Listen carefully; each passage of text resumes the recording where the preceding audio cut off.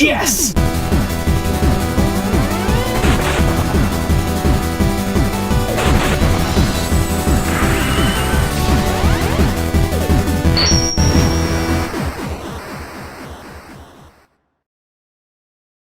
The Legend of Zelda, Link's Awakening. Didn't press the snooze this time. Hello everyone, and welcome back to a brand new episode of The Completionist. And today, I wanted to participate in something called Zelda Month.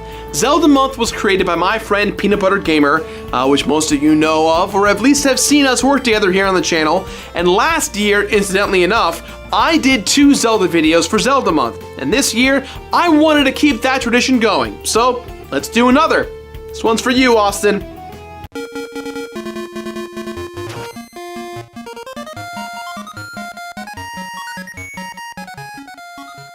The Game Boy was the best handheld ever. Looking back at it now, it definitely shows its age, but the Game Boy kept evolving. It went from a monochrome screen, to bright, vibrant colors, to Super Nintendo-esque graphics, to what we now know as the Nintendo DS, and more recently, the 3DS. So I thought, why don't we start at the beginning with one of the most awesome handheld Zelda games ever, Link's Awakening. But Batman, why does the box art look the same as the box art as A Link to the Past? Does that mean this is just a port? Another Zelda game in the Link to the Past storyline? Oh god, we get it. You like it a lot. Shut your muffins. I love this game because it moves away from the traditional, while at the same time, focuses on keeping what's popular to please the fans.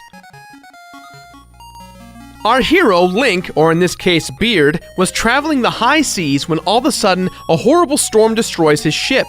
Trying to fend off the storm, Link passes out, and when he awakes, he is inside of a house. Hey, this house looks awfully similar to Link's house and A Link to the Past and A Link Between Worlds. I know, but it's not the same. Link awakes inside of the house of Terran and his daughter Marin. Those sprites look awfully familiar to the 3D characters we know and love from Ocarina of Time and Majora's Mask. This was at around the same time when Nintendo really focused on reusing the same characters and assets. This set the foundation for the future of Zelda games. In any case, Marin tells Link that she found him washed up on the shore and that he is now on the island called Koholint Island. Terran and Marin suggest that by going back to the beach, maybe we'll continue the storyline. When we reach the beach, we get the sword that teaches us how to fight. How lyrical! When we grab the sword, we are then visited by the talking owl that informs us of our great journey. On top of the mountain on the island is an egg that contains the windfish. The windfish can only be awoken once the 8 instruments of the sirens are collected and the song performed. Wait, Christopher Walken Owl is in this game too? Man, this game really did help lay the groundwork for Zelda, didn't it? You know, you sound more upset than you should be. The tone of your voice is all wrong. Waking up the windfish will allow Link to travel back to his homeland, so our adventure is set before us. But there are a few traditional Zelda things missing. First, we have no princess named Zelda. While she's referenced once or twice in conversation, she has nothing to do with the plot. There's also no Ganon or Ganondorf, meaning we have no antagonist or villain. And an even bigger one, we don't have the Triforce or any mentioning of a Triforce. So, this really is a brand new adventure for Link that breaks away from the traditional Zelda mold. And you know what? It works well.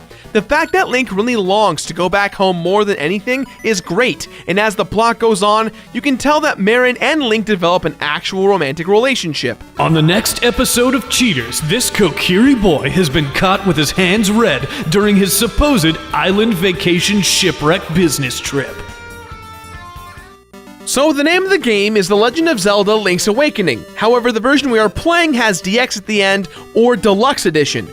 The biggest difference, which I'm sure all of you can tell, is that this game was designed for the original Game Boy.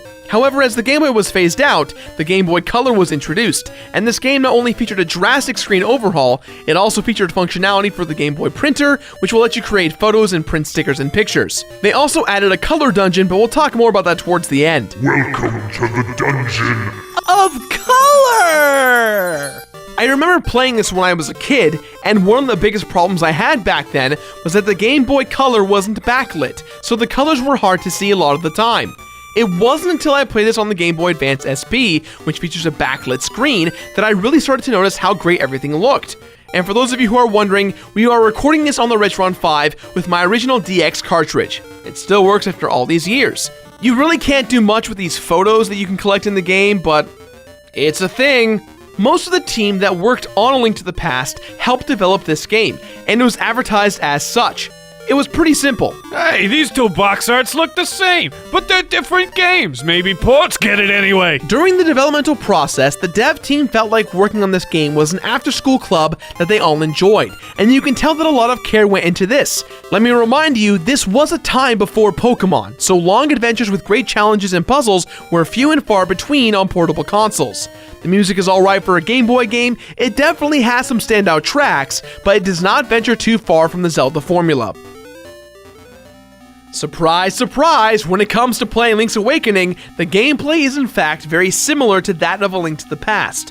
Our goal is to collect the 8 instruments of the siren to wake the windfish.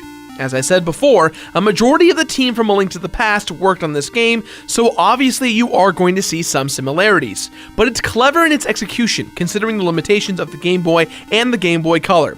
Both the A and B buttons are customizable to be any weapon or item that you've got, which is both great and also weird. Great because it's simple, it's easy, and it's fast to learn how to use. Weird because I kept switching my buttons around all the time, so attack was either A or B, and when you're in the heat of battle, it's easy to forget.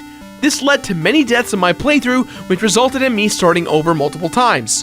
The island is surprisingly large for what it is. You'll be doing a ton of adventuring and meeting a lot of strange and fun characters. A lot of Nintendo characters and icons appear in this game, giving that nostalgic feel. Even some of the original characters in this game get a little out of hand. Are you trading a honeycomb to a bear? Yeah, it's a part of a large trade quest line that takes place throughout the entire game, and it all leads up to getting a powerful boomerang. I feel like the bears are finding us now, which would be really bad in real life. There are also these seashells that you'll need to collect. These are optional, but we'll talk about that in the bonus section. Finding these seashells is one of the hardest things to achieve in the game, considering you don't have much direction in telling you where they're all located. The items you encounter on your quest will play a pivotal role in some of the side quests, seashell journey, and the battles you engage in. On the item side, you've got your standard Zelda items like bow and arrows, bombs, shield, hookshot, sword, boots, shovel. But this time around, there are no bottles or nets to put fairies into the bottles. Heart pieces are also back, but there's only 12 to collect. Gerard, I just want to stop you for a second. We saw you name your character Beard, but now it's called Thief? What did you do? Well, I got to a point where I needed the bow and arrows, but I didn't have enough cash to buy them, so I just kind of took it and ran, and now for the rest of the game, I've been branded as a thief. Thief or heretic? Let's talk about temporary power-ups. At random, after killing a few enemies, they will drop either a triangle or an acorn. If you get the triangle, you'll do a ton more damage, sending enemies flying across the screen. If you get the acorn, your resistance will go up, and you'll take half damage from everything. I wish we could keep these power-ups forever. We'll talk more about that later. Tonight on Later with Gerard Khalil. The puzzle solving in this game reflects that of the old Zeldas. Granted, no puzzle is too hard to figure out on your own, the game does help you out quite a bit with things like the locating compass. This compass goes off every time you enter a room to inform you that there's a key nearby. I gotta say, this is one of the few Zeldas where I constantly use the game's map for a sense of direction. The puzzles may be easy to solve, but navigating the dungeons can get hectic. I don't know if it's worth mentioning, but in regards to the Game Boy printer, there's a constant element in which a photographer takes pictures of you. You can view these photos at any time, and there's kind of a completionist aspect to collecting them all, but you don't really get anything for doing it. That Link is so photogenic.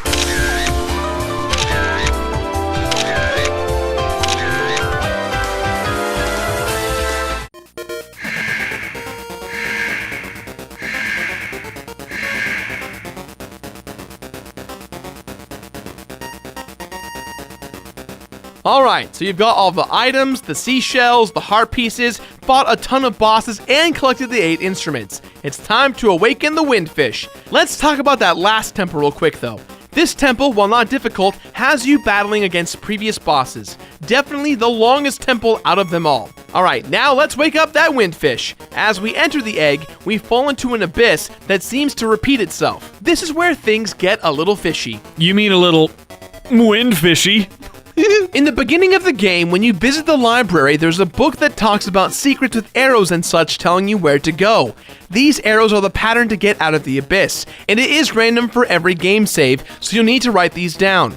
After following the pattern, we then jump into another hole, which takes us to the center of the egg. This is where we learn that there are nightmares that have been invading the windfish's slumber, and that we've been vanquishing these monsters on our quest to collect the 8 instruments of the sirens. The series of boss fights we go through are pretty easy, especially if you've played A Link to the Past, because they are right out of that game. Jeez, talk about a link to the past, am I right?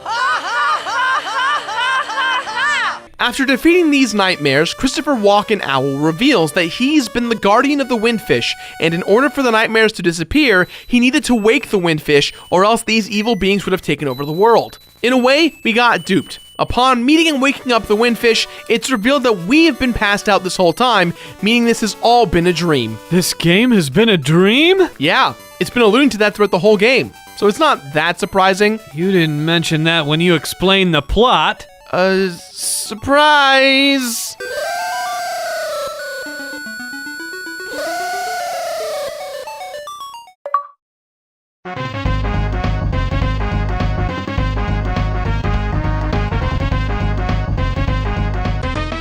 We've got a few tidbits in regards to the completion bonus, so let's get right to them. There are tons of seashells scattered throughout the island, and when you've got the right amount, you can turn them in at the Seashell Shrine.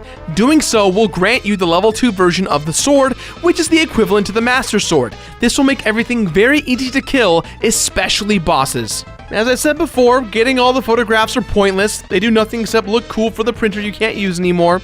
So, yeah. With the Deluxe Edition, there's a secret dungeon known as the Color Dungeon. This dungeon can be accessed after beating the 3rd dungeon in the game. All you have to do is go to the graveyard and push these stones in the right order. Doing so will unlock a mini dungeon that's pretty easy to tackle. When you get to the end of the dungeon, a fairy will grant you either the power of the red tunic, which is damage, or the blue tunic, which is defense. These buffs essentially are permanent versions of the power-ups you can get. Hey, you remembered! A few seconds ago on Then with Gerard Khalil. There is one last completionist secret that's kind of annoying and will make you rage unless you take your time. You'll notice on your game save there are some numbers next to your file. This represents the amount of times you've died. Beating the game without dying features a different ending involving Marin and Link. It's as if their unspoken romance continued. How cute. Although it's tough to do, I would not say it's worth it.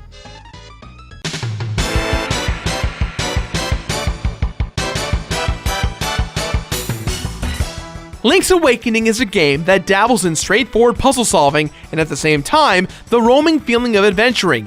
There's a nice balance between following a linear story path and getting lost and having fun going on quests. With that said, if you're just focusing on the story plot, you can probably finish the game in just under 4 hours. If you're going for a completionist run like myself, I'd say somewhere between 6 and 7. That's like watching Titanic. Twice! All in all, Link's Awakening still holds up very well, and after replaying it, I'm reminded as to how great a portable adventure can be. You can get this on the 3DS right now, and I highly recommend you do so. Just don't do the whole no death thing. That's not worth it. It'll stress you out. There used to be a time when portable adventures were really not well developed, and people didn't take them seriously. But Link's Awakening, for all of the big changes it makes to the Zelda formula, establishes itself as one of the greatest. Completing this game is pretty straightforward, except for that no death run thing. That'll be really tough. So, with that in mind, guys, this game gets my completionist rating of Finish It. Finish it! Once again, guys, thank you so much for watching this week's episode of The Completionist. This week's episode is brought to you in part by OpinionOutpost.com.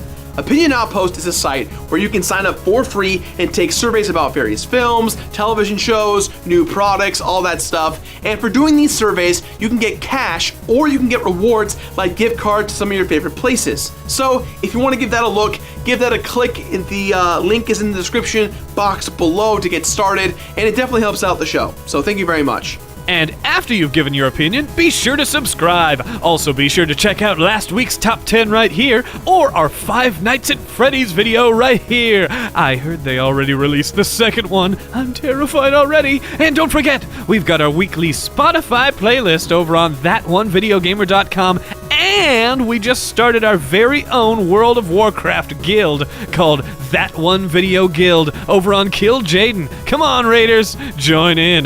Back to you, Gerard. That's all the time we have for today, guys. So as always, leave your thoughts somewhere on the internet. Facebook-ish, Twitter-ish, Reddit-ish, Tumblr-ish, Instagram-ish, everything that randomly ends in ish, #ish.